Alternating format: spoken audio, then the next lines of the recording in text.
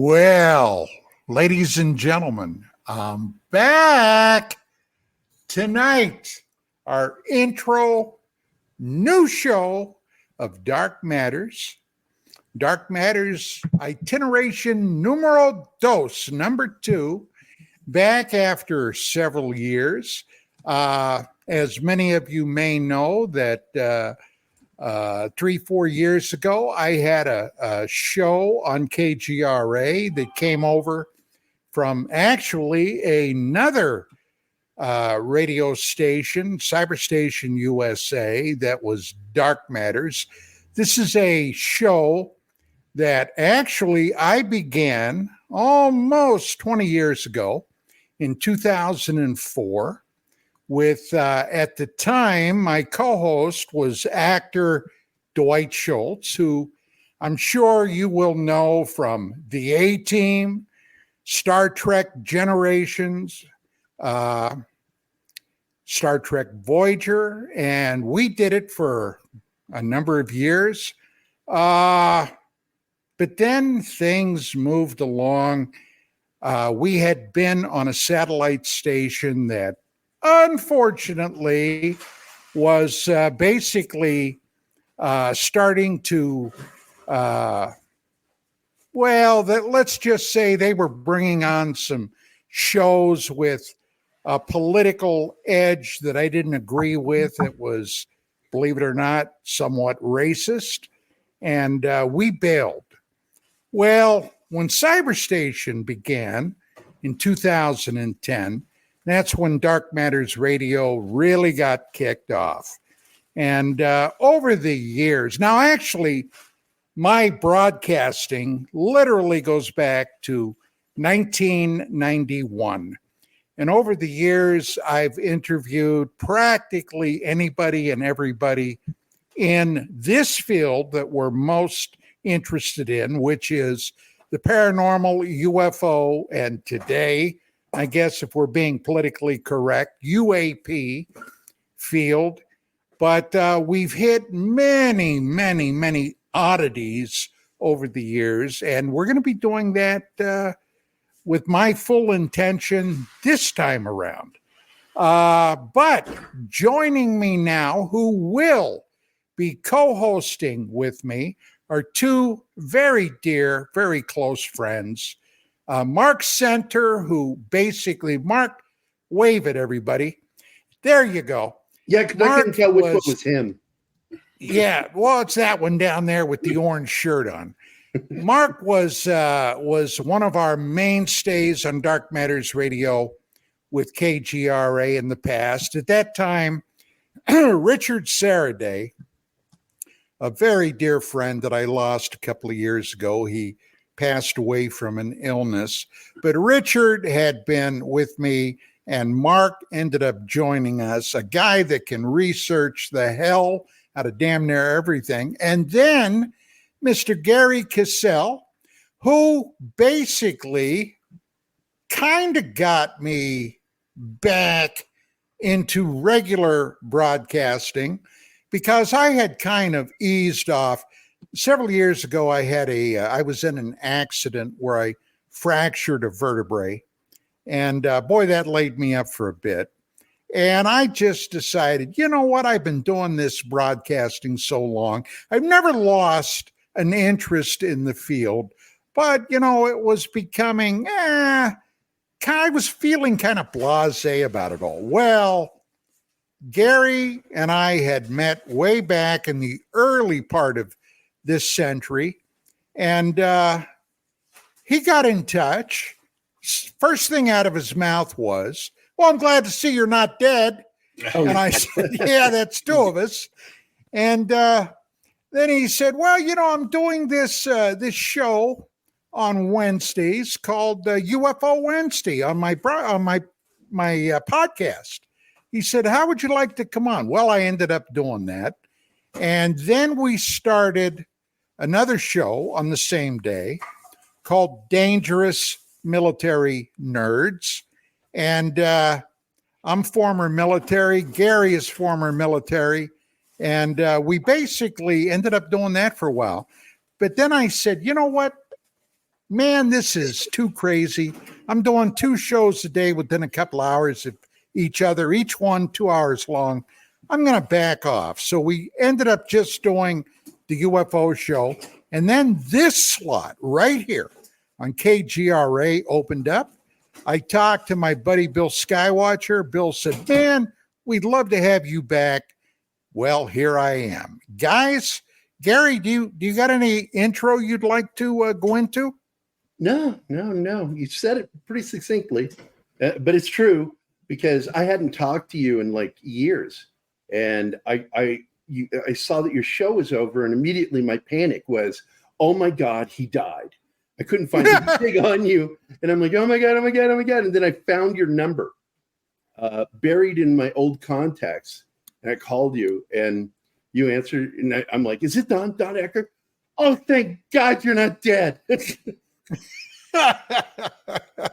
I was worried. Yeah. I really was like, oh my God, you're like the coolest person I know when it deals with ufology. Yeah. Well, then there's Mr. Mark Center. Mark, you got any words of wisdom, buddy? I call Don twice a day. I check on his bowel movements. I'm very close to Don. Okay. Would you say you're a fecal philiac? Yes. In fact, I worked in that field for about 20 years, so I'm not afraid of fecal. Anyway, I was surprised that he did this because he got a little burnt out there for a little while, and I'm glad that he's back. He's needed, and it'll be interesting to see how things unfold with all the craziness in Congress and punk bass players who are going to save us all and things of that sort, right? So it's going to be very interesting to see where this goes. Well, my wife has been on a spiritual path. Well, actually, all the time that we've known each other, that's 35 years. This year, she and I will be married 30 years, although for all intents and purposes, it's been 35 years. But she tells me, Don, this is your ministry. And I said, oh, really? Oh, how does that go? Do I get to give communion? Do I have the communion wine here? But yeah, that's what she says. So I figure she must be onto something.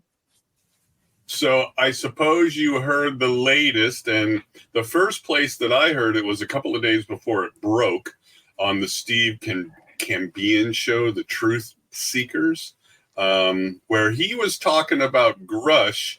And in his view, now remember, this was before this broke. In his view, he felt that Grush might be a little autistic or something. He's got a son who's autistic and a bunch of people in his family and extended family. He's got a lot of experience there. And then 2 days later, that weirdness gets released that he had some psychiatric issues or something, drug addiction or something. They didn't take away his papers. Security clearance. Yeah, very interesting. I don't know if any of that's true or they're just trying to throw this on the wall to shut him up.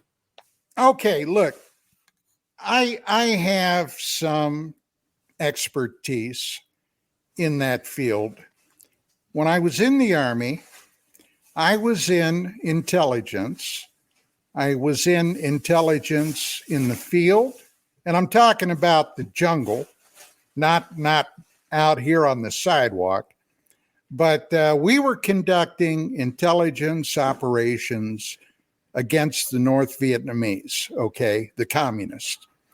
So as a result of all that, I bumped heads with spooks, CIA, and others. Our NSA. command authority was no such agency, NSA. All of our stuff that we gathered went not to the CIA, not to the Department of the Army, but to the NSA. Okay? Now, as long as I've been involved in the UFO field, and that's going back to the late 1980s, I have been into it up to my eyebrows, both Vicky, my wife, and I. And I can tell you, we bumped heads with spooks for a while. And this is going to sound like a conspiracy blab, but it's true. We were under surveillance. We were under government surveillance because of several stories that we broke in the pages of the magazine, not to mention the people I interviewed on my radio shows then. But the bottom line was they had an interest. Now, for almost 80 years, they have claimed, the military, the intelligence, the federal government, have claimed that there's nothing to this UFO business. And we know that's pure crap. That's not true. They've lied about it from day one. So there's something going on. Now, over the years, they have gone out of their bloody way to destroy people that have not adhered to the party line. Okay? In other words, shut your mouth. Now, Grush, the fact that he even came out, number one, I find that astounding. All right? I find that astounding. And how he got apparently permission from the powers that be, at least in one part of the intelligence field, to come forward and talk, although everything that man has said, and I've checked on this, has been secondhand. Mm-hmm. Grush has not ever claimed, at least in open public forums, that he saw anything. Now, I have been off and on for the last 4 or 5 months working on a paper specifically designed to explore disclosure. And one thing that I have come up with, the paper's not done yet, but the one thing I came up with is this. Okay? Now listen to what I'm about to say very carefully. There is a core secret wrapped around this UFO enigma, a core secret that only the very upper ups, the elites, have any inkling of. And that core secret is protected by something called an SAP, a special access program. And to even get an inkling of what they're protecting, you must be on something called the bigot list. Now, a couple of years ago, I wrote a paper on the Admiral Thomas Wilson, and I can't offhand, I'm always forgetting this guy's name, this scientist that used to be with NIDS under Robert Bigelow. I wrote a paper about this. The reason was back in the mid to latter 90s, Admiral Thomas Wilson, who was the director of the Defense Intelligence Agency, the military's equivalent of the CIA, was convinced by a number of people that there was something to the UFO, the overall UFO thing. And he went searching around the Pentagon. Someone somewhere pointed him to private industry, an aerospace corporation. Now, why would he be pointed to that? Well, allegedly, they had recovered technology from off this world that they were working on and attempting to back engineer. This was the rumor. So Admiral Wilson, as director of the DIA, called these people up and they said, well, Admiral, we can't talk to you. You would have to come out here and we would have to speak in a classified area. Well, purportedly, Wilson flew out to California, went to this aerospace corporation. They took him into a secured vault. He started asking his questions, and the director of security pulled out a manual that was the bigot list. He checked. Wilson's name was not on it. And they said, well, sorry, Admiral. Too bad you made the trip. The bigot list. What does that mean? What do they mean by that? Well, those are the people that are allowed, that have been read into the program, at least in part. And unless your name is in there, You're not. you don't get nothing from nothing. Okay. And Wilson was furious, flew back to DC, was going to raise hell. And then somebody pulled him aside and said, look, you're about ready to retire. You want to keep your Admiral stars. You want to have your nice, comfy pension. If you kick up a fuss, you're at risk of losing all that. Now, how do I know this? Well, basically, it came from Dr. Edgar Mitchell, because Wilson was contacted by this scientist, and they had a private meeting in an automobile in the parking lot of EG&G in Las Vegas. Okay? Right. And obviously, the only way that this information could have been secured, the guy taped what Wilson was telling him, had a voice recorder and recorded the whole conversation. Then he wrote it up. Then he gave it to, among other people, Edgar Mitchell.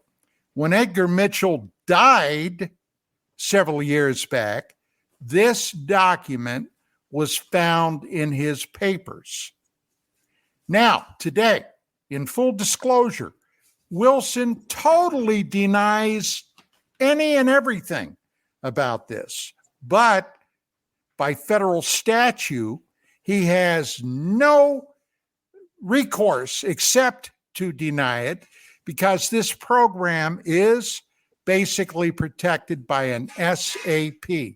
Now, if a program is protected by a SAP, even the name of the program is classified. Like, for example, with the remote viewing, was Project Grill Flame or Stargate. Even saying that, if it were protected by an SAP, you could go to federal prison. So there you go. So how Davis, Eric Davis is the guy. Can we? I had to change my microphone, so can you hear me? Okay. Mm-hmm. Yeah. Okay. Because the resources on my computer are going crazy. So when we're listening to Lou and Grush and whomever, and then they start to, like, Lou's thrown some names out of. You're talking about Lou Elizondo, right? He's thrown some names out of supposed groups, right, and things that they were doing. You would then think that those aren't covered in an SAP, right? Because he wouldn't even be able to mention those if they were covered in an SAP. Right. And if they were under that classification, then he would be in deep doo-doo. Yeah. Right. And I don't think, has Grush mentioned any groups and names like that yet of things that might be covered in an SAP or could have been? Not in open session, no. Right. Now, right. whatever whatever happened in their classified sessions, I have no way of knowing, obviously. Yeah, of course. Because there's been a lot said about people who have looked into Lou's background, and a lot of people say he's full of S. That a lot of what he said is not necessarily made up, but bent a little bit. It doesn't seem to be that he's being really honest or clear about what he was doing and what his involvement was. Well, this is where you get a lot of that thing where you get just enough truth to make it believable, and then a whole bunch of bullshit thrown in. Is that what you're saying? Yeah, but it does seem to be coming from him as well, not just people in his orbit. But, some people say that he was never the head of anything that was official, and it was just basically a hobby of his while he was in the government. And I mean, there's just a bunch of trash floating around him, and it's very hard to figure out, well, what is true then? Well, that television program he was a part of, Unidentified, yes, that ran for a couple of seasons, along with Chris Mellon, who was an undersecretary of defense for intelligence. All right, so this guy was high-powered. All right, was high-powered, and people like Dr. Hal Puthoff of the Central Intelligence Agency, and then the guy from Blink 182. How the hell he got into that mix, I have no idea. Okay, but the show ran for a couple of years. Now, I got to tell you, I watched it. All right. I watched that show religiously when it was on, because there were things that, being an ex-cop, all right, I basically wanted to see what I could pick up on. Now, Mark, you and I discussed this on a number of occasions. Now, one thing I noticed in almost every episode, there was a constant drumbeat where they were stressing that, and I'm paraphrasing, it's possible that this could be extremely dangerous. Yep. All right. There was a potential danger connected with this phenomenon. Now, I noticed that, and I made notes while I was watching this thing, and I was really aching to talk to these guys. So, through a series of events, Tracy Torme, been a longtime friend of this show. Tracy had been interviewed by me many times in the past years, basically became affiliated and associated with Elizondo. Now, my name is not unknown in the UFO field. I've been around a long time. And I told Torme, I said, I'd really like to speak to this guy. So Torme got in touch with him. I got his phone number, and I called him up. And he knew who I was. I'm sure he did a deep dive into my background. I'm sure of it.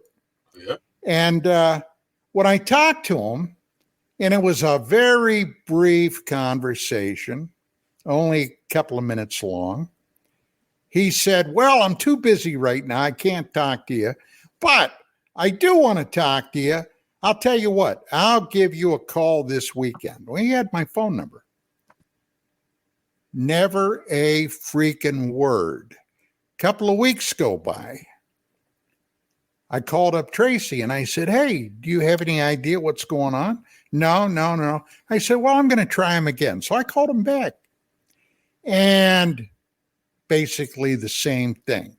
Oh, Don, I'm so busy right now, I can't talk to you, but I'll call you up this weekend. Okay. This weekend was a very familiar trope with me, all right? Once again, nada, nothing. One more time, I called him up. One more time, he couldn't talk to me. He said, I'll call you. And I said, bullshit. All right. Fool me once, shame on me. Fool me twice, or is it shame on you? Anyway, Yeah. I had enough of that. So something told me that I was Lou Elizondo's kryptonite to whatever the hell he was doing. Well, let's remember as well to take it even further. In that show, yes, they kept bringing up these issues that there could be problems, it could be very dangerous. Well, Grush comes out his first time, says his thing. Then he comes out the second time, and what does he say? Yes, there have been people murdered and killed and thrown into desert due to this subject. So even his continued on, because when TTPS or whatever it's called, when that first came out, there was no talk about that, right? It's only when the show came out and it progressed to that. Same thing with Grush. Second time he comes out, now there's murder involved and the death of people. I'm not going to say that didn't happen and hasn't happened. I think we'll agree that it has happened in various aspects of government and black ops and all that. But interesting, it takes the same path, right? Yeah, I think, and there was something else I noticed. Now, before I became officially involved in the UFO field, and I've told you guys this before, when I was trying to make a decision on whether I wished to pursue this, I did a very intensive, roughly 6-month deep dive into UFOs, the history, the lore, the personalities.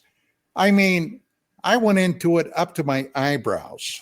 And I'm certain that you putting to bang Vicky had nothing to do with it. No, actually, this was before her. Oh, okay. Smart ass. Anyway, when I came out, all right, I was up to snuff with a lot of stuff. And I had gone back. The golden age in my book for this field was in the 50s, all right? A lot of things were happening in the 50s. And then there was a resurgence in the 60s.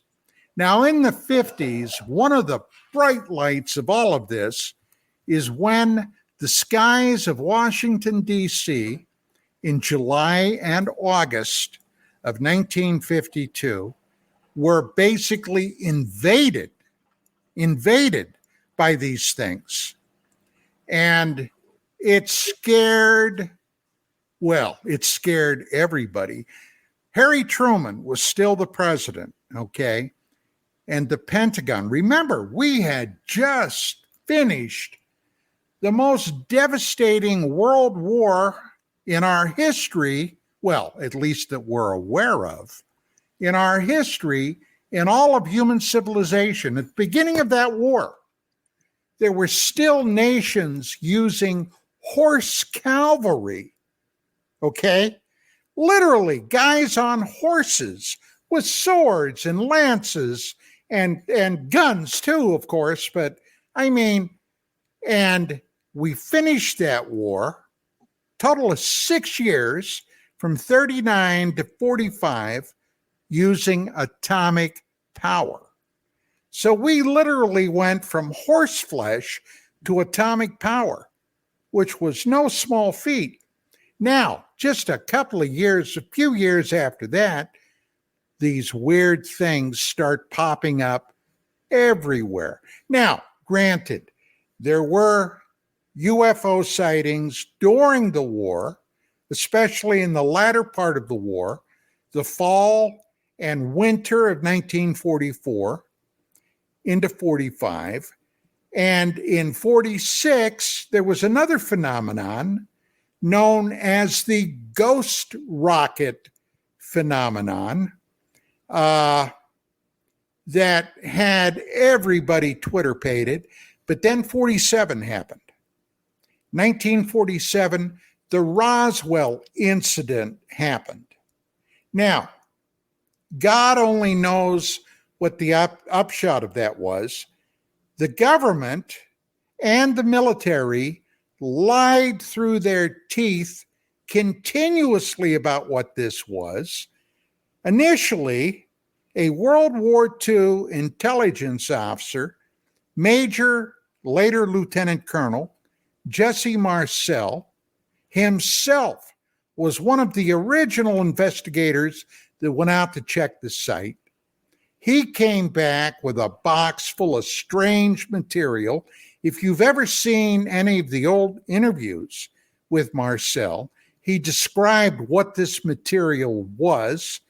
For example, and I'll just give you a couple, this stuff was so light, he described it like the cellophane on a pack of cigarettes, and everybody smoked back then. And he said, I tried to bend or break or dent this thing using a sledgehammer. Nothing. It just popped back into shape. Now, Marcel, within a few days, was basically humiliated. He went back to the 509th. Now, incidentally, at that time, there was only one nuclear weapons organization on the whole planet. And his outfit was it, the 509th Bomb Wing, the same guys that dropped the 2 atomic warheads on Japan. Okay, they were out in New Mexico. So if this genuinely was basically extraterrestrial beings, that would have been someplace that they would have been very interested in. These guys had atomic weapons, all right? Atomic bombs. Nobody else had it anywhere. And they were also doing a lot of R&D, research development on new types of radar and other exotic items right there in New Mexico. So that would have been the place, if I were doing a recon on somebody, that I would have gone to. Now, with that being said, and as an aside, back in the 90s, on my very first radio show, which at the time was carried on CRN, the cable radio network, it was called UFOs Tonight, I interviewed Representative Stephen Schiff. Now, Schiff was the congressman from New Mexico. And Schiff had been convinced by his constituents to see if he could get the GAO, the Government Accounting Office, involved because they were trying to secure records, communication records, from the 509th during that time period, around 46, 47, 48, somewhere right in there. Roswell happened in 47, so that would have been right smack dab in the middle of it. All those records were gone. Illegally, I might add. They disappeared. Now, I don't know about you, but I don't need a house to fall on me like the Wicked Witch of the East to figure out something ain't kosher with that, right? Yep. And Schiff at the time agreed. And incidentally, not long after that, Schiff died of a very fast form of acting cancer.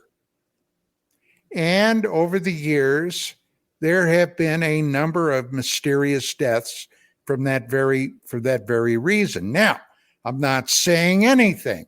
I'm just saying it's one of those things that make you go, isn't that strange? Allegedly. Well, yeah, allegedly. So, so in the 50s, there was that. Then there were a number of other cases. Now, I'm getting to a point. In the 60s, these things were making incursions here in the United States over nuclear weapons storage depots and missile sites. Now, this is a matter of public record today. But Lou Elizondo, Chris Mellon, David Grouch, none of those people with this disclosure stuff today have mentioned any of that, none of it.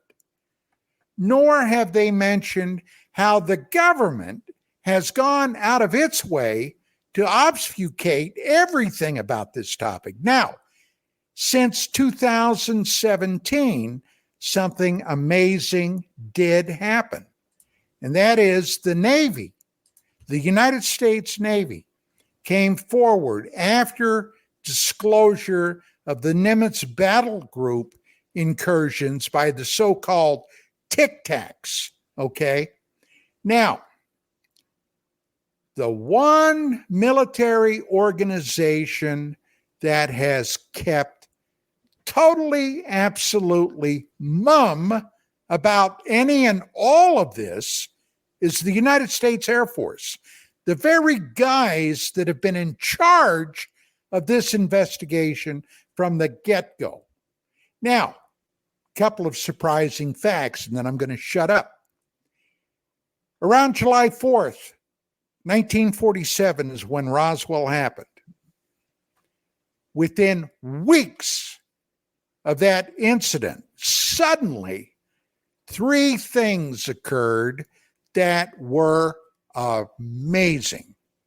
Number 1, the National Security Act was signed into law.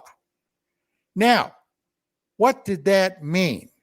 Even at the height of the Second World War and the Manhattan Project, the most covert, classified, secret program in human history up to that point, making and developing the atomic bomb.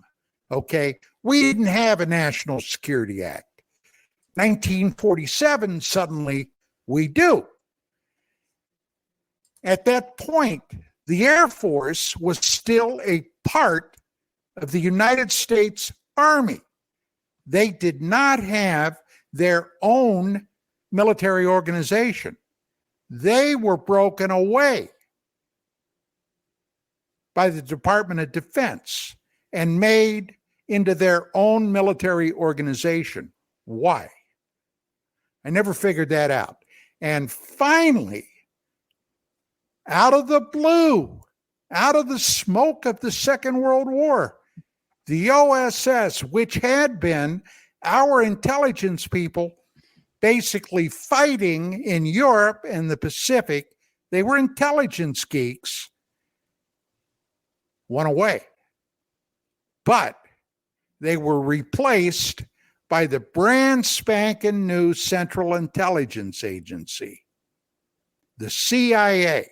Now, those 3 things in of itself wouldn't seem to, well, with the exception of the National Security Act, but they wouldn't seem to be a big thing. But I think they are a big thing because they happened in the immediate aftermath of whatever it was that crashed in Roswell, New Mexico. Guys, what do you think about all that? Well, you know where I stand on that. I've always believed that was strange, that in a very short period of time after Roswell, Air Force broke from U.S. Army. The CIA was formed. And of course, because I wasn't even aware of that, the other one with the Security Act. You're the one who made me aware of that one. The other 2 are enough for me to say that there's something weird going on. And those guys that did the alien autopsy were very clever, right? Their story, they tried to hook it up to Roswell and all that. It makes sense that they would put it at that time period because they wanted the cameraman to be off on his own. Why would he have been on his own? Because they split, right? I mean, it was very clever the way that they did that, where, oh, well, we just called this guy because everything split. We called him because he was available. Then they never called him back because they split, right? It was all a very clever, convenient ruse to have the cameraman as his own entity, even though he was involved with the military, but the military was totally dysfunctional and split up and they lost track of him, etc. Very, very clever part of the ruse. Well, yeah, we're going to have to, at some point, examine the so-called alien autopsy, Mark, because you were in the middle of that, okay, when it was happening back in the 90s. And, but that's, we're not going to have time for that tonight, but it is a fascinating story. It's very clever, be it, let's say that a lot of the stuff that's we're being told now is a ruse as well. The people who do this stuff, they're not stupid. They look at the background, they look at the history, they try to set this stuff up so it's somewhat believable. The more believable, the better, right? Of course. Right. Yes. Now, I did, and I don't know if you want to play them, but I made them available for Martine. I have 3 videos that are from the final interview with Marcel that was done on In Search Of, which he completely counterbacks and says, no, this is what happened. And he calls bullshit on what the U.S. Army Air Force said. Absolutely. Yes. Let's, by all means. Martin, can you grab those? Let's see what you've got. I'm looking for them. They are in the main folder of Pop Culture Minefield on our OneDrive folder that we share. I'm going to leave for just a second and reconnect with another browser because my computer is just wigging out. So I'll come back. Okay, buddy. Got you, pal. Do you see them yet? Yes, I'm downloading them right now. Yes. Dick. No.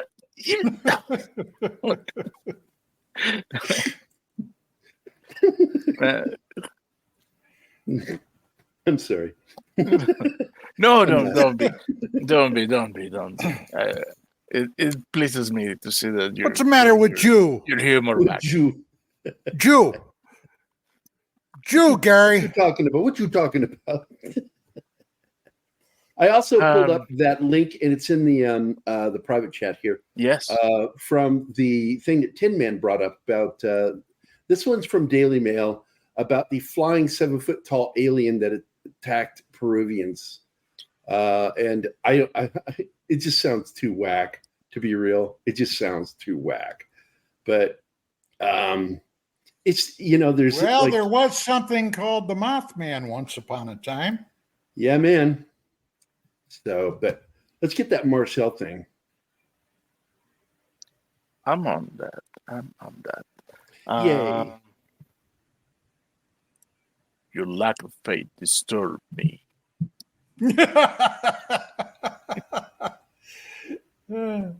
Darth Vader, Lord of the Sith, just Dark Lord of the Sith. The Force is with you, young Skywalker, but you are not a Jedi yet. Okay.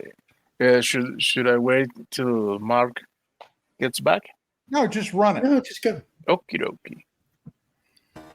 They took pictures, of course. They had a whole flock of microphones there. They wanted me they wanted some comments from me, but I wasn't at liberty to do that. So all I could do is keep my mouth shut. And General Ramey is the one who discussed, told the newspapers, the newsmen, what it was and forget about it. It was nothing more than a weather observation balloon. Yeah, that man was defamed and demeaned by Roger Ramey, who was general in charge. There were and 3 videos, by the way. Yes, I'm playing the second.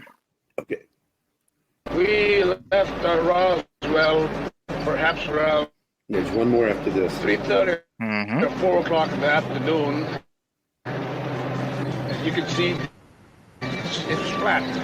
It is very difficult. In fact, with just verbal directions, we never would have found it. We had to follow the rancher out there. The crash site was so remote, it took an entire day to drive there. The following morning, we went out to the site where the crash was. And what I saw, I couldn't believe there was so much of it. It was scattered over such a vast area. So we proceeded to pick up as much of the debris as we could, loaded in a wagon. We filled that up. It took us a good part of the day to do that, because it was such small fragments that we had to do a lot of picking. We found a piece of metal about a 1.5 to 2 feet wide and about 2 or 3 feet long. Felt like you had nothing in your hands. It wasn't any thicker than the foil out of a pack of cigarettes. But the thing about that got me is that you couldn't even bend it. You couldn't dent it. Even with a sledgehammer, would bounce off of it. So I knew that I had never seen anything like that before. And as of now, I don't know what it was. Can I eat? I have always believed him. I think that's all Enough. we need. That's enough. Yeah. So what of the I don't know, the haters, the misinformationers, I don't know if it's truthful or not, who say that Marcel was prone to tall tale telling?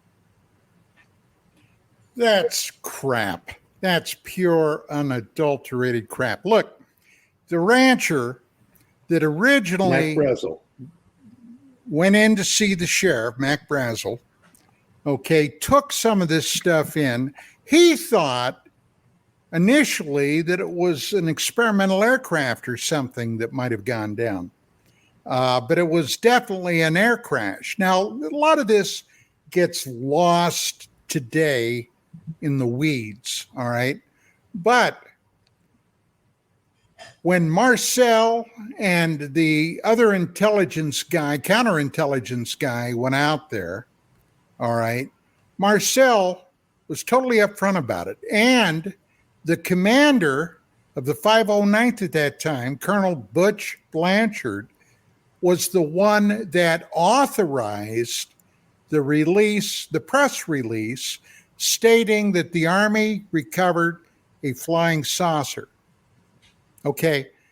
There were other skeptics and deniers and liars and people trying to pump the air full of bullshit that tried to suggest it was the press officer that made that release. No. This was one of the most elite military organizations in the world, if not the most elite at the time. And one thing they have is military discipline. And if you've never been in the service, the armed forces, you don't know what really is connected with military discipline. Nobody would have done something like that because they would have ended up in a bucket of crap. Let me tell you what. Well, there's no way that Hout would have released it if he wasn't. Walter Hout, there's no way that they would have not read it and dotted all the I's and crossed all the T's themselves, right? There's just no way. That's not the way it works. Right, exactly. So, now Brazel, his son, okay, later went into town one time. Now, this is sometime after the crash. The military had already gone out, cleaned up the site. All right. As a matter of fact, I found one of those guys in the spring of 94, ended up flying down to Texas and interviewed him. Okay, he was literally one of the people out on the ground picking up this debris, told me specifically that he saw several dead bodies and one that was still living, okay, after the crash.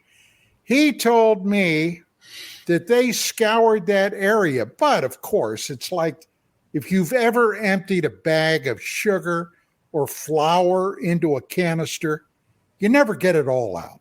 Just like this crash site, there were still pieces and parts flying about. And Brazel Jr. began to find these things. He would pick them up and keep them. Well, he went into town, was sitting in a bar, drinking a bucket or two of beer, and he started talking about this. Before he knew it, the government was at his house demanding he hand over those pieces and parts of debris that he had been picking up. So, yeah, you can bet your ass this was no weather balloon or any other kind of a balloon. It was something distinctly out of this world, unearthly, if you will. Yep, In your research, can you tell us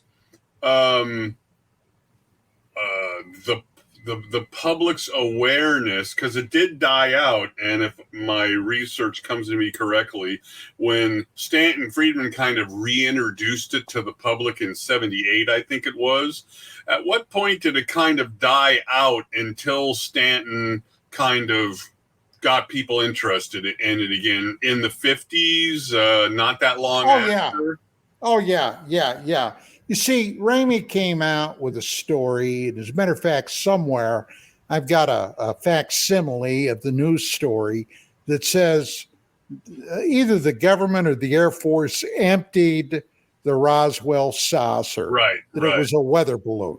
Now, that picture that they showed of a young Jesse Marcel was taken down at Fort Worth. This material he was holding in that news photograph was pieces and parts of a weather balloon. Right. They grabbed a weather balloon and took it down there. This was a way to divert everybody's interest away from the flying saucers. And, within a year or so, it was in the wind. Okay? Well, that's amazing, because today, if you have an ET episode in Las Vegas, immediately it explodes and it never really goes away, right? Because of the internet. But back then, you have this giant story that gets out as best as it can with radio. Worldwide. Right. With the radio and the newspapers. And then in a short amount of time, they kill it. And it stays dead for like 30 years then. Wow. Yep. Amazing. Yeah, well, it was Friedman that brought it forward. Right. Then William Moore, who was a big UFO investigative name at that time, right, came out with the book, The Roswell Crash. All right. And that really started the fuse burning on the whole thing. Then, within a couple of years, the next big thing that popped was the Bentwaters story. Right. Now, at that time period, and the Bentwaters happened at Christmas time, 1980. At that period of time, the world literally was teetering on the edge of war with the Soviet Union. The Russians had invaded Afghanistan. There were riots and demonstrations in Poland. The Bentwaters base was a forward air operating base housing, among other things, A-10 Warthogs and tactical nuclear weapons. Now, A nuke is a Hold nuke that is a nuke. thought, Don, because Chanel needs to take us to commercial break. Oh, Do your I was thing. going to check.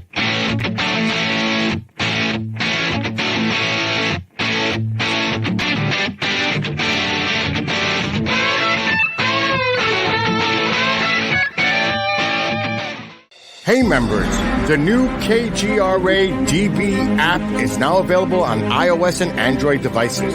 Gain on-demand access to any KGRA DB programming. Download any show directly to your mobile device to listen or watch on the go. Go to the App Store and search KGRA DB.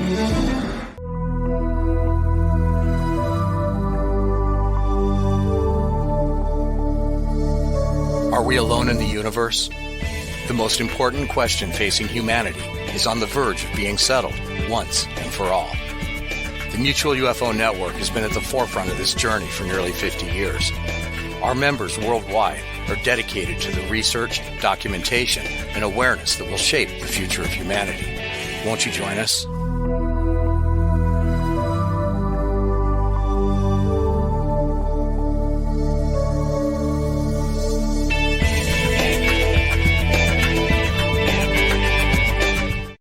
Are you looking to go on a faraway journey that is magical and mysterious, reaping on mystical legends? If so, then Mysterious Adventure Tours is perfect for you. Imagine a voyage to explore ancient mysteries of Ireland, haunted majesties of Scotland, or their chilling Birth of the Vampires in Romania. These small, esoteric getaways are limited and do fill up fast. So, go to mysteriousAdventuretours.com and book your trip soon. You're listening to the KGRA Digital Broadcasting Network. We provide unparalleled coverage of trending news in the world of ufology, cryptozoology, and paranormal phenomenon.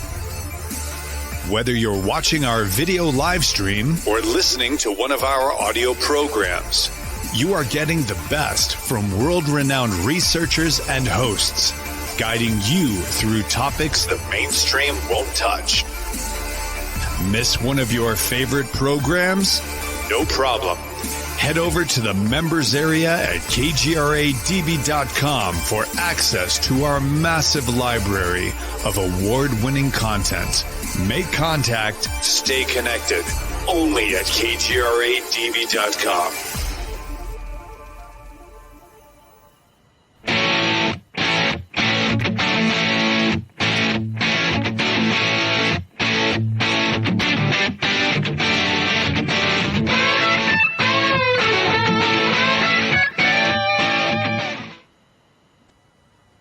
Oh, we're back.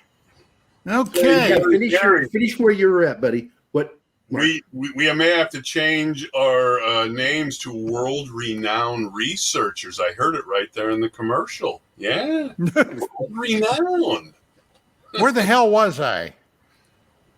What was I I'm a talking about? multi-award-winning dickhead. You talked about Bentwaters and then the nukes. Oh, Bentwaters. Yes. Okay. So anyway, at that point, the Soviet Union invaded Afghanistan. Poland was in upheaval. Okay, Lech Walesa. Remember that name? That guy later became the president of Poland. Yep.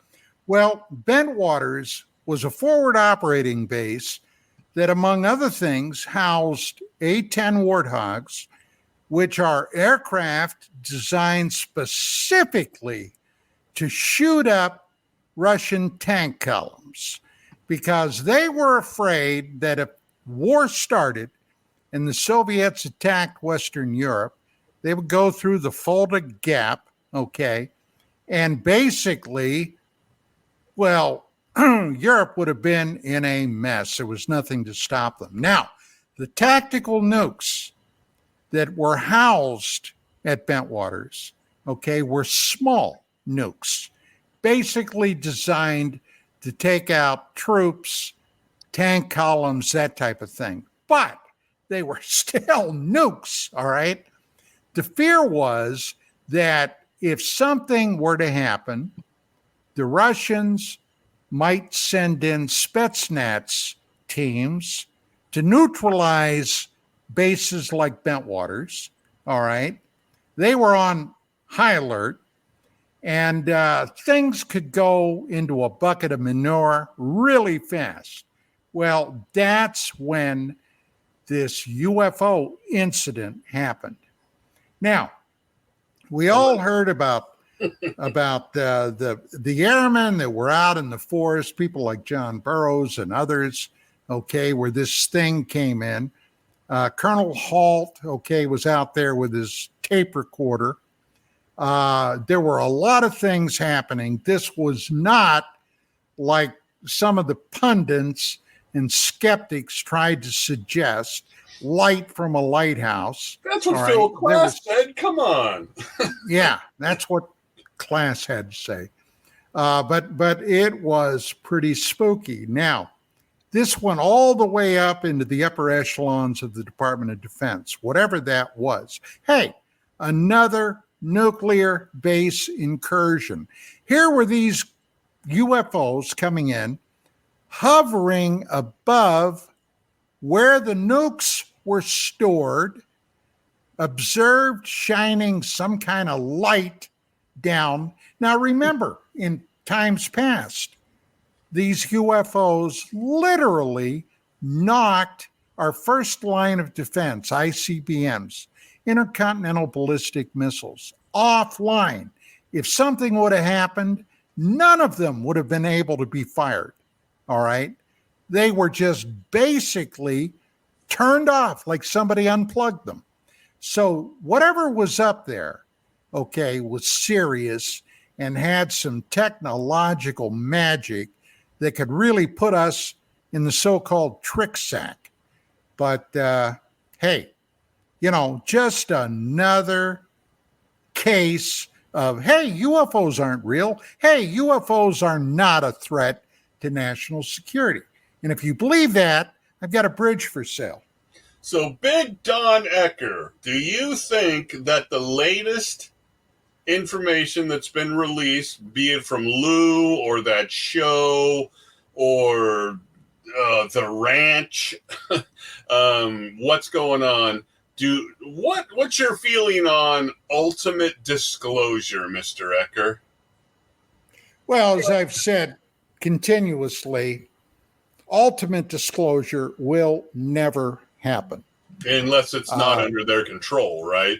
I mean, it could happen, but they won't be in control of it. Well, we got our answer when, you know, all the branches were told to turn over their information. And the Air Force said, no, we're not going to. Not going to do it. So see, that's here's the rumor. And let me stress, this is a rumor. I've got no way to verify it, none at all. But one of the big secrets, I think, well, there are actually two items that would be of interest to me. Number one, in one of these crashes, something was discovered by whoever went out to handle these crashes. And on board the crashed object, the craft, were human bodies. Now, take that for whatever it's worth, all right? Whether they were people that were picked up and abducted, whether they were actually the operators of the craft, human beings, I don't know. But I heard that years ago. The other thing, okay, that I think is worth exploring, David Grouch, in his testimony, open testimony in Congress, said that the military, the government, whoever, have at least a dozen recovered craft, maybe more. Now, I thought about that a lot.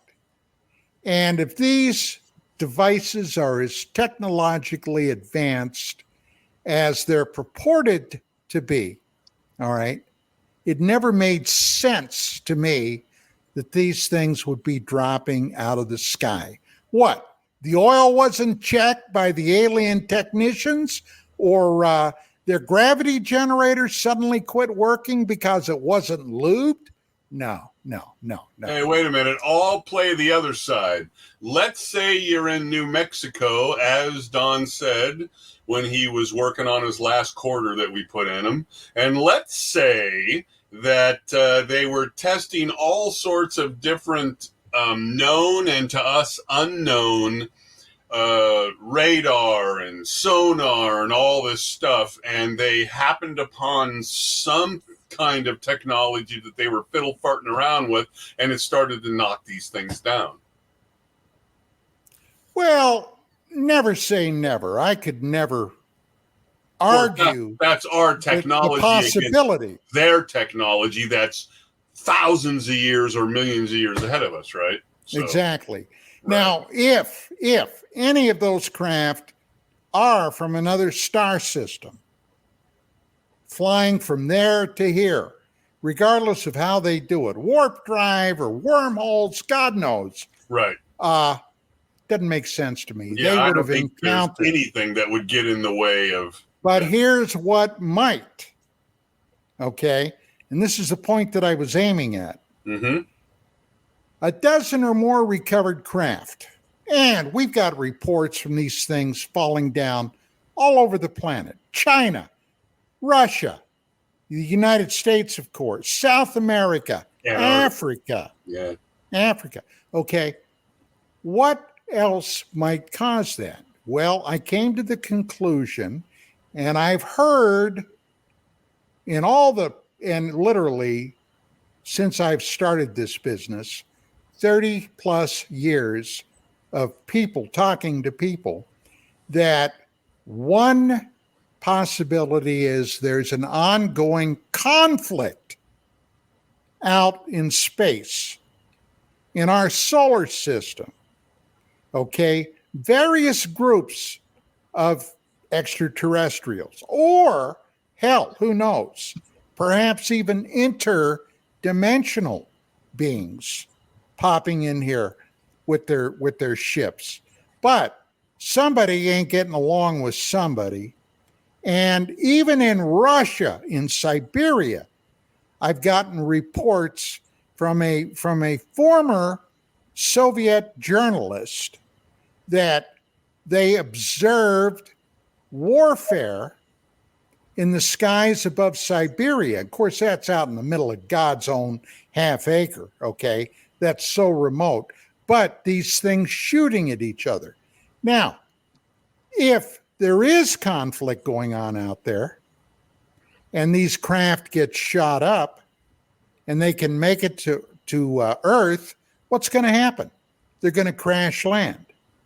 That could be another reason. Now, regardless, the core secret of whatever that may be, it may be the fact that human bodies have been discovered on some of these, or proof that there's ongoing warfare. Now, either of those stories, if they ever broke in mainstream news, a lot of people would freak out if they heard that. Okay? A lot of people would freak. You discovered footage of that with the, STS-48 discovery back in 91. I think that was some shit going on that the shuttle captured. Yep. That was not human. No. Not the object itself, the flying object. The weapons system. See, I question that too. I don't know. I kind of thought, you see, back in the 80s and the early 90s, at UFO Magazine, we did a special issue on President Reagan's Star Wars initiative. And one of the weapons systems that they were working on was called Brilliant Pebbles. Mm-hmm. Okay. Now, basically, what that was a space-based weapon that was basically imagine this huge, gigantic shotgun firing pellets at hypervelocity at climbing ICBM missiles. In other words, let's say North Korea or China or Russia decided to launch some nukes at us. These things could have shot them down or were designed to shoot them down before they could re-enter Earth's atmosphere and have a nuclear explosion. So the basic idea was that, well, that's what it looked like to me when I first saw that video. Somebody sent it to me from back east, a UFO researcher by the name of Donald Ratch. And that's the first thing that came to my mind, that it might be a Star Wars weapon. But regardless, they missed.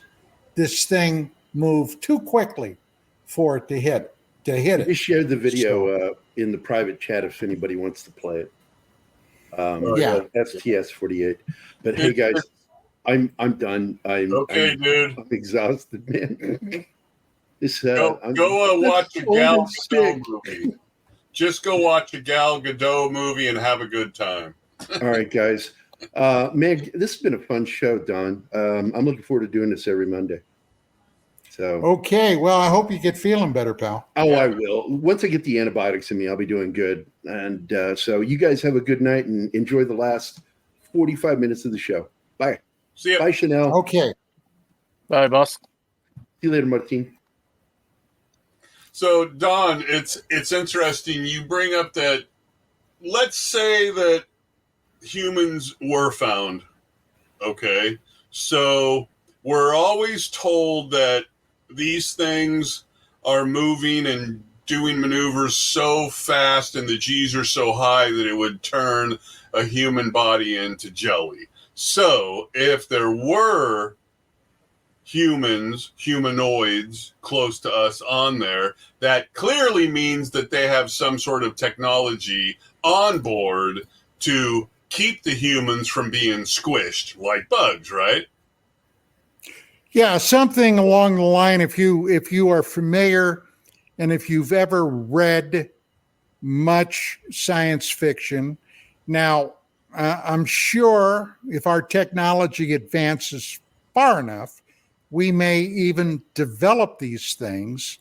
But in the annals of sci-fi, they're called inertial dampeners. Right. In other words, something within the craft that will protect the pilots from the forces of gravity, which would, you're right, squash them like strawberry jelly on the back wall. That brings up an interesting thing that I've not ever thought of before. Let's say I'm not a huge proponent of abductions, not saying they don't happen, but if the abductions happen and the people go on the ships, and let's say the ships split for a while, go somewhere, and then come back with the people, that's never really been talked about much from what my research has shown of people on one hand saying we couldn't be in those ships because it'll turn us into jelly, but on the other hand saying people are being abducted and we don't know where they're going with these people, how fast they're flying with these people and such, right? But that's never really been discussed as far as I know about. Well, one actually, to an extent, it has. All right. And that's with the Travis Walton disappearance. Okay. Travis Walton, I'm sure anybody that's tuned into this show knows the story or the rough outline. I didn't hear about that being discussed. Yeah. Walton was a logger. Okay. He had a crew that was out. They were working on a contract. And basically, so the story goes, this UFO flew in, showed up. They were all in their truck, I guess getting ready to go back to home base or whatever. And Walton jumped out of the truck and ran up to where this UFO was hovering above the trees, and as he ran toward it, a beam flashed out of the craft, struck him, and boom, he was out. That was it. Okay. Now, the rest of the guys in his crew observed this, and they got the hell out of Dodge. See ya. Okay. And a little bit later, they did come back, and Walton was not there. Now, he was gone for almost a week. No idea. The loggers were being examined by the police, state police, local cops, whatever. They thought it was possible that they had murdered Travis Walton and then disposed of the body somewhere. They were working on that assumption. Now, the guy that was in charge, Mike Rogers, okay, at the time, he was Walton's brother-in-law, all right? And that's another story that goes a long, long way, okay, in this annal. But I think it was 5 days later, Walton shows up. Seemingly fine, all right? He was picked up, taken to a hospital. They did a lot of tests on him. And according to Travis, he was only gone a short time. Now, somewhere along the line, somebody came up with the theory that that beam that hit him killed him. And the reason they picked him up was to revive him, okay, on board the craft. And then there was a story where Walton came to on board the craft. All right. He was surrounded by a bunch of little guys like the Grays.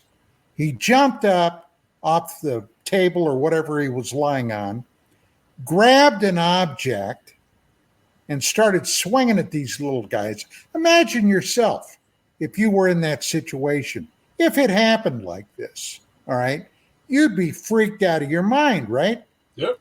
And while he was doing this, suddenly, in the annals of UFO lore, a couple of blondes came in. They came into the room where he was, okay, didn't speak to him, but got him to put the whatever he was using as a club down. They walked him out of there. And once again, Walton claims they never talked to him. All right. He didn't exchange any information. But then they took him back close to where he was picked up, dropped him off, and took off. So now, in our time, something like 5 days or maybe 6 days elapsed. But according to him, only a few hours. Now, make of that what you will. Did they shoot up into space, so to speak, go into hyperspace and come back? And in our time, 5 days had passed, but only a very short time for him. I don't know. But these are things that I've thought about and considered. Yeah, it's just I never really, to be honest, I never really did think about it that much. Is that if we're on board and they're doing what they do, then there's some way to protect the human body from being turned into jelly. Which contradicts what we hear about the Tic Tac. Let's say there's humans on the Tic Tac or something, kind of contradicts that. Or I don't know. It goes deeper and deeper, Don. I mean, you go down a rabbit hole with this stuff. Right. And they can contradict it on purpose, right? To try to obfuscate the technology that they have. One guy brought up in the chat there, Corso, and we both know that book is suspect. I mean, for no other reason than it was pretty much written by the co-author and not Corso. But It's another one of those clever interjections into the subject, right? Just like the autopsy was. Well, I knew Colonel Corso. Sure. Okay. As a matter of fact, I got a letter from him. I still have it, where he was pissed at me. At that point, I had no contact with him. For questioning him? He was pissed at me because of an article I wrote he thought was about him, and it wasn't. And I wrote him back, and I said, Colonel, I said, first off, look, I have the utmost respect for you, for your military career. I am a Vietnam vet, okay? I served in a combat zone. I was wounded in combat, and I would never cast aspersions on a fellow combat veteran. Well, obviously, depending upon the situation. Right. But I said, no, that was not me, or was not you that I was writing about. Okay? And then he got back to me, and we started a correspondence. Now, he was going to come out to California, okay, for something, and we were supposed to get together prior to him dying, all right? He died before he could do it. But I did talk to him. And one of the things I asked him about his book, and he was steamed about a lot that went into that book. A lot of it was his material. For example, Project Horizon. If you remember that book, there had been a Pentagon plan in the late 50s, okay, to create a manned lunar base on the moon. Right. It was a Pentagon plan, a military, okay? That was all Corso. But I asked him about the inscription on the book by that senator, and I can't think of Strom. Thurman. Yep. Strom Thurman. Yep. Okay. And if you remember in there, Thurman talked about, and I'm paraphrasing because I don't remember the exact words, the Roswell situation, or Roswell, okay? And then as soon as that book came out and people saw that, they started snowing under his office, Thurman's office, Yep. about this thing. And Thurman, his spokesman, not him, denied anything having to do with the Roswell incident. Well, he said something to the effect of when he wrote the foreword to it, he didn't really know what the book was about, or something like that. Right. Yeah. Now, Corso, I knew about Corso before any of this Roswell stuff came out. All right. The reason I knew about him, because back in those days, I was very active in the MIA POW thing. Now, if you go back and you look at all the guys, mostly guys, there were some women too, that were captured during wartime, World War II, Korea, and at that time, Vietnam. Guys that never came back, that never showed up. And there was a hell of a lot of good reason to suspect, especially the NVA, the North Vietnamese, had kept hold of a bunch of POWs they had captured during the war and never turned loose. And the Pentagon knew about it, okay? They knew about it. And it was Corso that was fighting the good fight, trying to get some closure on all those people that were disappeared, gone, okay? So I knew his name. I knew who he was. And then this Roswell thing happened. Well, look, the guy was in charge of a nuclear weapons battery in Europe, Corso. Okay, he was the commander. And if war would have broken out, he personally had the authority to fire his nukes at the Russians, because it would have been the Russians. Now, would they have given that to a crackpot?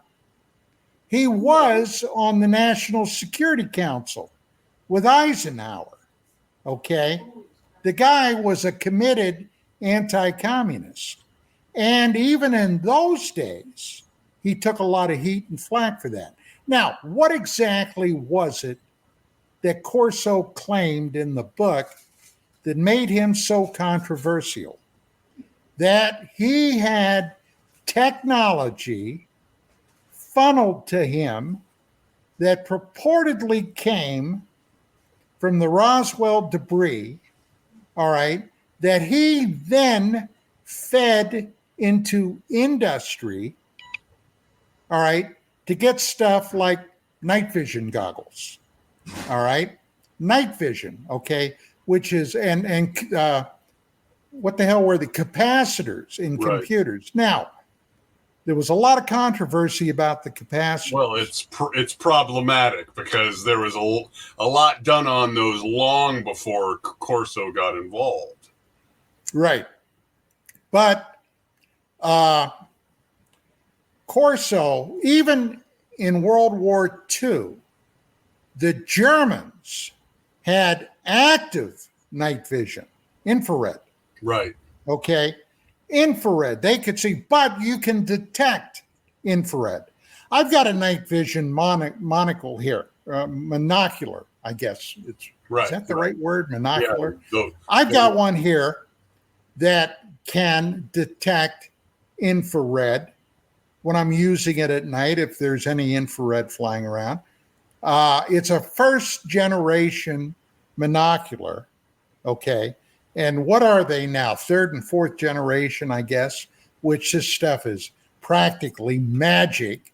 But when I got this in the 90s, all right, it was a whole new world. It was very similar to what I had available in Vietnam. Okay, so, I can take this thing outside. I can look around my yard. I don't have to turn on the lights. I can see what's happening with it. But it is a marvelous invention. But now these things have been around for over 50 years. Well, so what the hell do they have now? Given the fact of his bona fides, and he's got a lot of them, but given the fact as well that he was older when the book was done, evidently he didn't have either the wherewithal or the necessary tools at his disposal to stop the book's publication, even though he knew that there was a bunch of horse shit in it too, right? So then where does he fall, right? Where exactly does he fall in the annals of all of this? Well, after he died, he had a son that was raising a ruckus. Yes, he was. About that. And I lost touch with it. Hey, I knew some of those people involved with this, and I had no desire, none, to get involved with them. If I recall correctly, there was some stuff that went down in Italy in that language about the disclosure and the clearing up of some of this, but it never really made it here in a big way. I remember in the 90s, I remember I was reading some stuff from his son that there was like a convention there in Italy, and they were trying to clear this stuff up, but I don't think it ever gathered enough traction.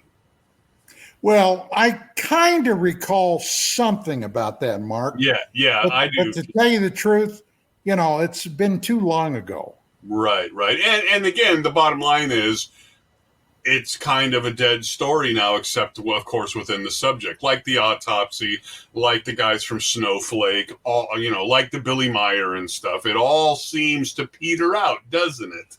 So Yeah. I'm wondering if this Grosh thing is going to peter out, because certainly for you and me, I think, I don't want to speak for you, but Skinwalker has petered out for me. I've had enough. It's like, yeah. Well, it's like, look, TV. I've had I've had my fill. Well, it's not only the TV; it's the book. But here's my point. Here's my point. All right. TV is the beast that must continually be fed. Just like YouTube. Yep. Exactly. You have to keep it coming. Well, after a while, you've used up all the good stuff. Now you got to manufacture it. Absolutely. And that's exactly, in my opinion. Now, this is my opinion. That's what happened with the Skinwalker Ranch business. But it started before that, because when the newscaster from Vegas wrote that book, as interesting as the book may be, there's no teeth in that book at all. And this whole thing was based on that book for the most part. Granted, there's stories and all that, but my goodness, that book was pretty much useless. You're talking about George Knapp, right? Yeah. There's no slap on that.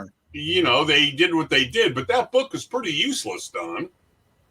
Well, I had that book. I read it. When it first came out, I was very taken with what George uncovered.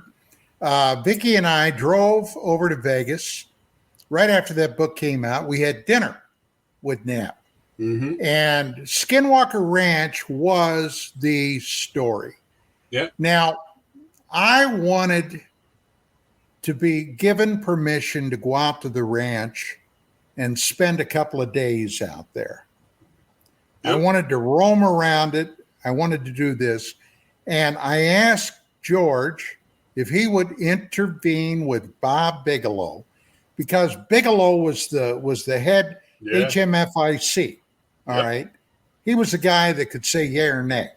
Well, Knapp got back to me and said that Bigelow said nay. Now, I had other tenuous connections going out with Bigelow.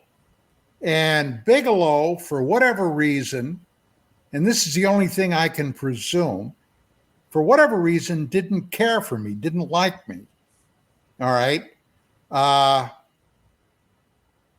knew a guy, a film producer I met through Richard.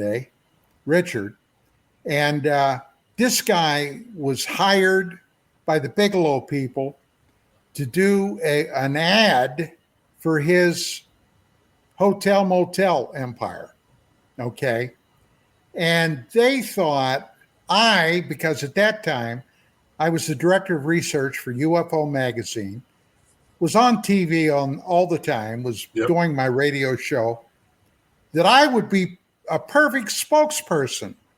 So they shot a video of me talking about the product that they were trying to push. And the guy's name was Steve McMahon. McMahon took it down to show Bigelow. He saw it was me and he said no. So I don't know. Well, that struck me as kind of funny. Yeah, well, not to blow smoke up your dress for you, but there aren't that many people in ufology who will call a spade, or at least really question people, right? So there is no way that somebody like Lou, who, decided that you were too much for him to deal with, Grush, none of these guys, none of the bass player from the punk band, none of these guys are going to open himself up to hardened questions from somebody with 40 years in the subject. They're just not going to do it. They're not going to do it. I mean, I know you had a dinner with Greer, And that was the end of it. You have a dinner and it's over, and then there's nothing, no fruit is born from that. Clearly, because he picked up on it. He knows, right? Especially he's talked to other people, right?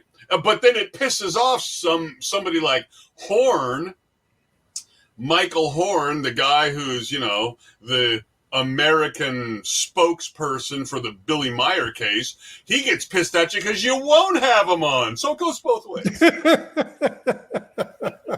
Why? Yeah, I did. He, speaking of him, I don't know, I guess maybe 10 or 15 years ago, I had a mail email system set up strictly for my radio show. And I used to publicize that if anybody wanted to get in touch with UFO Magazine or me or whatever, this is where you go. And it was on Yahoo. And one day I got an email from him. Now, look, if you want somebody to do something, okay, especially if you don't know them, you come across, or at least you should if you're not a moron, you come across as polite and respectful, right? Sure, yeah. And I get this email from him calling me basically a cowardly piece of shit because I've never had him on my radio show. And, hey, look, by that time, I knew everybody worth knowing in the UFO field. And out of everybody I knew, very, very few people had anything good to say about Mike Horn. So I knew that up front. Yep. And then I get this, and my attitude is, and you want me to invite you onto my show? And you talk to me like that? So no. You want to be my latex salesman? I don't think so. Yeah. And it's funny because I haven't kept up on him in a long time, but in 20 years ago, he was out there, right? I mean, if you weren't even trying to keep up on him, you would stumble upon his stuff, be it on Twitter or YouTube or his website, or he would be on some of these shows, right? Was he on Bell's show at all? I don't remember if he was. I can't say. I don't know. I don't think he was, but I'm not sure. I'm not sure. So he'd have Sean David Morton on there, but he wouldn't have Horn. That tells you something right there. Yeah. Well, Sean David was passing himself off as a world-class psychic. So, he was predicting earthquakes and tsunamis and all this stuff. And that was exciting radio on our show. It was. And I know Art never would ask these guys like him or Dr. Jonathan Reed the hard questions. All right. Right.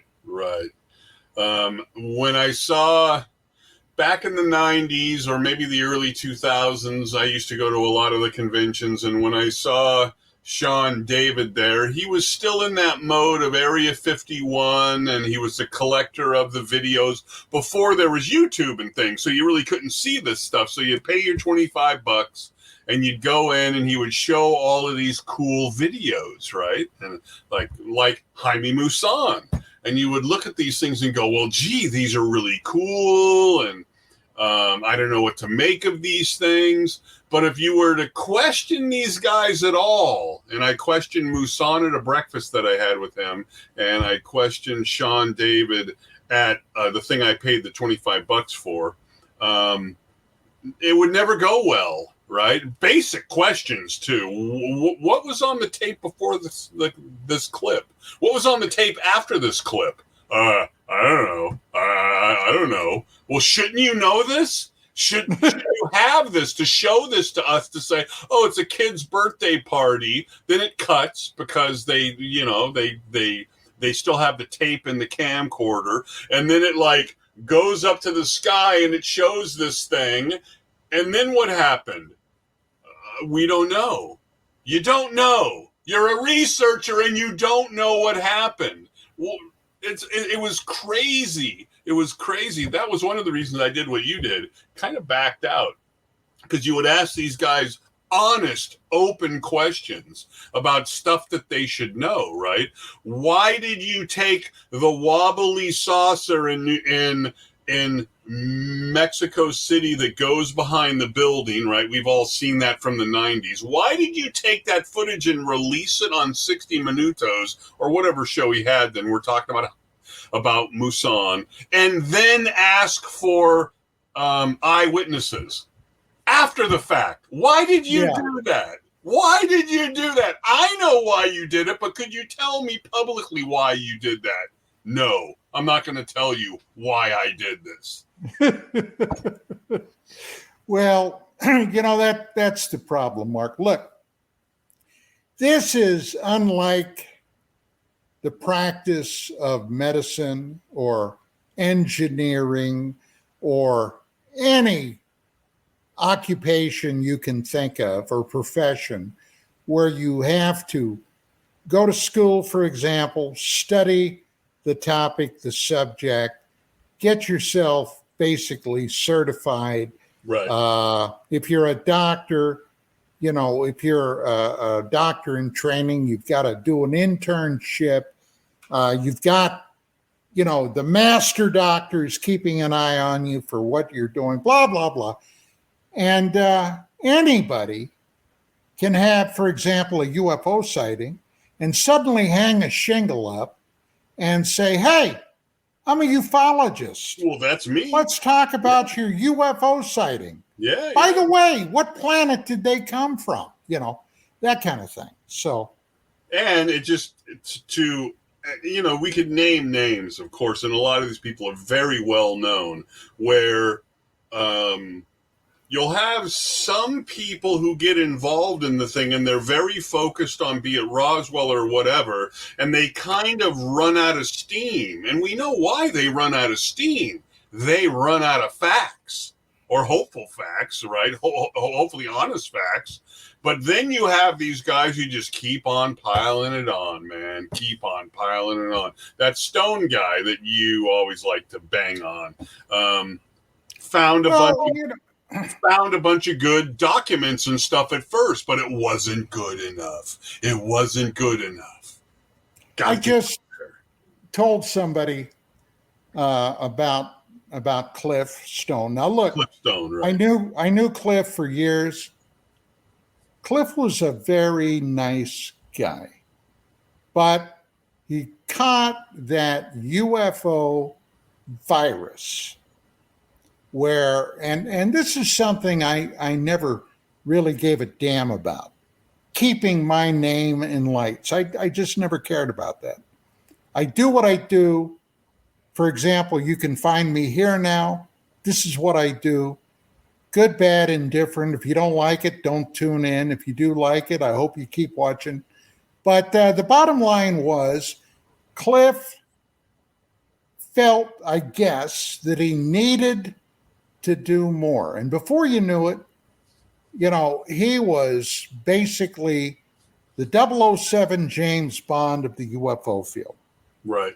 He had a secret colonel that would brief him and debrief him in Vietnam, and Cliff was in Vietnam. And this was something that I about went into orbit when after we took on business partners for the magazine, before Vicki and I finally said, that's it, we're done. Right. He basically sent in this article that I read, and I went apoplectic, okay? Talking about being out on a fire base in the middle of the goddamn jungle, and he was contacted by this UFO guy, Colonel, and he went sneaking out through the wire, okay, into the jungle to meet this guy, to be briefed or debriefed or whatever. And I read that and I said, my God, I've never read such bullshit in my life. So I had an argument. I mean, a genuine knockdown, drag out argument with the other partners about this. And the best I could get out of it was writing my own article to run right next to his to basically say, don't believe this. This guy is full of shit. Right. Okay. And that's what I did. So then the true believers, I would get angry at me. Oh, Suddenly, I wasn't a researcher. I was a debunker. yes. Okay. Well, no. I was just a former criminal investigator that knew where to do the investigation and follow the facts and come to my conclusion and then document my conclusion. And if you didn't like it, well, I'm sorry, but there it is.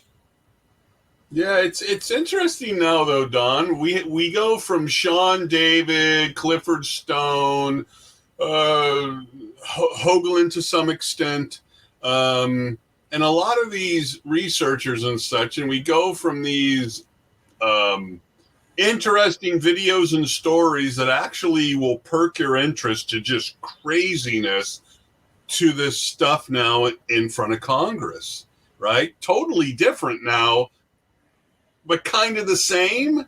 Because look, you gotta have some historical background on this. Back in the 50s, Donald Keyhoe, right, okay, who was a retired U.S. Marine Corps aviator that had been really disabled in an air crash in the late 20s or early 30s. As a matter of fact, Keyhoe took the first American air wing and flew into, what the hell was that country? I forget now. But to open up an American base there, he had a crash. He ended up being invalided out of the Marine Corps. Now, they did call him back during World War II, but not for active duty overseas, but he worked at the Pentagon, okay? All hands on deck, World War II, right? Right. All hands. right. So he was by then a noted aviation journalist. Now, in the 50s, he took over NICAP, the National Investigative Committee on Aerial Phenomenon. And this is a matter of historical interest. On the NICAP board of directors were some real heavyweights. And one of them at that time was a classmate of Keyhoe. Keyhoe went to Annapolis, the Naval Academy. And one of his classmates was Roscoe Hillenkotter, who was an admiral by that time and the first director of the Central Intelligence Agency, the CIA. And what they were trying to do in the 50s and the early 60s was to get congressional hearings in Congress. And they were continually blocked by, among others, the U.S. Air Force. Again. Now, today, what's happening in Congress with the UFO thing is amazing. Keyhoe would have been dancing a jig if he could have seen this. So the fact that it is being discussed in Congress, just that, to me, is big things. Yeah. I agree. And Keyhoe did some amazing research. The people he talked to and the papers he wrote and things. Most people don't know about this, of course, because it's not easily available. But well, a lot of books, 5 or 6 books. Yeah, true. On the subject that were eye-opening, to say the least. Now, remember, at the height of his writing career, there was no internet. There were no personal computers. There was no Twitter or anything else. They call it X now. I don't get that. But there was only one way, well, a couple of ways you could get this information. TV, and they very seldom ever did anything on UFOs outside of science fiction. Right. Newspapers, there was a basic blockade on newspapers doing legitimate UFO stories. And the radio. And radio, and there weren't many talk shows like this, right? Although there were a couple. Frank Edwards, for example, was one that shone a spotlight on UFO stories. Edwards was noted for that. But, other than that, nothing except, like Kehoe's books. Another guy that surprisingly, this is a name that's probably even more obscure today than Donald Kehoe, Ivan Sanderson, who was a Brit by nationality, and in the Second World War, he was a Brit intelligence officer. But he discovered a fascination with the UFO thing. He wrote several books on it. So, yeah, but other than that, Coral and Jim Lorenzen of April wrote a series of books. Right. I mean, the topic wasn't totally submerged, but no. So when it comes to 2 minutes, Mark, 2 minutes, and we're going to have to wrap it up. When Grosh was asked about the crashes and the biologicals, and he said, "I gave all that information to the proper place." What's your over on ever finding that information out? Well, let's just put it this way.